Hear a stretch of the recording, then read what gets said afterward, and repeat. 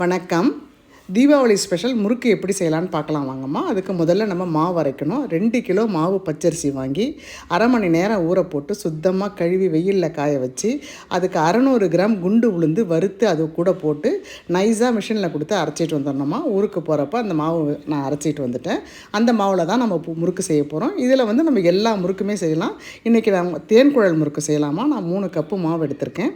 அது கூட தேவையான உப்பு, 1.5 ஸ்பூன் வெண்ணெய் இல்லைன்னா நம்ம வந்து ரீஃபைண்ட் ஆயில், சுடு ஆயில் கொஞ்சம் போட்டுக்கலாமா.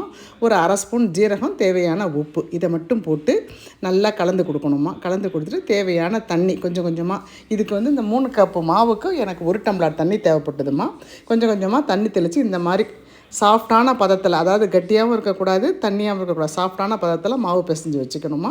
முறுக்கச்சி எடுத்து சுத்தமாக கிளம்பிட்டு உள்பக்கமும் வெளிப்பக்கமும் அதாவது அந்த தண்டுலேயும் உள்ளேயும் நல்லா ஆயில் தடவி வச்சுக்கணுமா. ஒரு வானல் வச்சு எண்ணெய் தேவையான அளவுக்கு எண்ணெய் போட்டிருக்கணும். எண்ணெய் காஞ்சவுடனே இந்த மாதிரி முறுக்கச்சில சின்ன சின்ன முறுக்குகளாக பிழிஞ்சு நம்ம அந்த எண்ணெயில் போடணுமா. ஒரு ஈடுக்கு ஒரு 4 முறுக்கு 5 முறுக்கு போடலாமா. அந்த முறுக்கு போடுற முறுக்கு வந்து எண்ணெயில் முழுகிற அளவுக்கு இருக்கணும். அப்போ தான் தீயாத நல்லா 2 புறமும் ஒரே கலரில் வெந்து வருமா. இது மாதிரி எல்லா முறுக்கையும் நம்ம செய்துக்கணுமா. இந்த முறுக்கு மாவை வச்சே நம்ம வந்து தேங்காய் பால் போட்டு தேங்காய் பால் முறுக்கு செய்யலாம். காஞ்ச மிளகா, பெருஞ்சீரகம், பூண்டு நல்லா ஊற போட்டு அரைச்சி வடிகட்டி அந்த தண்ணியை போட்டு கார முறுக்காக செய்யலாம்.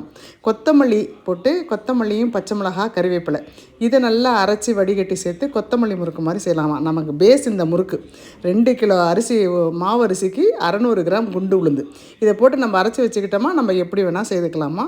ரொம்ப அருமையாக வந்துடுதுமா. ரொம்ப டேஸ்ட் நல்லா. தேன் குழல்ன்றது சாதாரணமாக தான் இருக்கும். ரொம்ப சுவையாக சூப்பராக இருந்ததுமா. அந்த தீபாவளிக்கு ஸ்பெஷல் இந்த முறுக்கு எல்லோரும் ட்ரை பண்ணி பாருங்கம்மா. இது மாதிரி எல்லா முறுக்குகளையும் நான் இந்த 3 கப்பு மாவுக்கு கிட்டத்தட்ட ஒரு 30 முறுக்கு வந்ததுமா. அழகாக செய்து எடுத்தாச்சுமா. பிடிச்சவங்க லைக் பண்ணுங்கள், ஷேர் பண்ணுங்கள், செய்து பாருங்கம்மா. செய்து பார்த்துட்டு என் ஃபீட்பேக் எனக்கு சொல்லுங்கள். எப்படி பாருங்கள், புற நல்லா ஜோராக இருந்ததுமா. தேங்காய் பால் போட்டு செய்தால் இன்னும் ரொம்ப நல்லாயிருக்கும். பிடிச்சவங்க ட்ரை பண்ணுங்கம்மா. அனைவருக்கும் நன்றி, வணக்கம்.